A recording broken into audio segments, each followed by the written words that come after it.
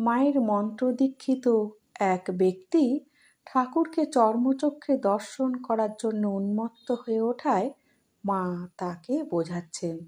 ঠাকুর বলতেন, যারা আমাকে ডাকবে তাদের জন্য আমাকে অন্তিমে দাঁড়াতে হবে। এটি তার নিজ মুখের কথা। তুমি আমার ছেলে, তোমার ভয় কি? তুমি কেন অমন পাগল হয়ে চলবে?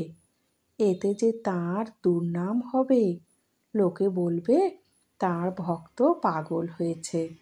তোমার কি এমন করা উচিত যাতে তাঁর দুর্নাম হয়?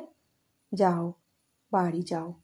10 জনে যেমন আছে বেশ খাও দাও থাকো। যখন তোমার দেহ যাবে তখন তিনি দেখা দিয়ে নিয়ে যাবেন। কে তাকে প্রত্যক্ষ দেখছে বলো না? এক নরেন দেখেছিল।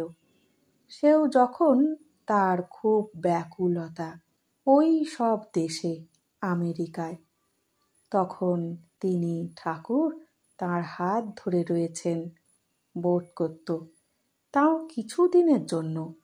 বেশ, যাও, বাড়ি গিয়ে থাকো। সংসারীদের কত কষ্ট। এই সেদিন রামের ছেলে মারা গেল, তোমরা ঘুমিয়ে হাঁপ ছেড়ে বাঁচো। মায়ের এই সকল উপদেশ ও সান্ত্বনায় ভক্তটিকে অনেকটা শান্ত দেখা গেল।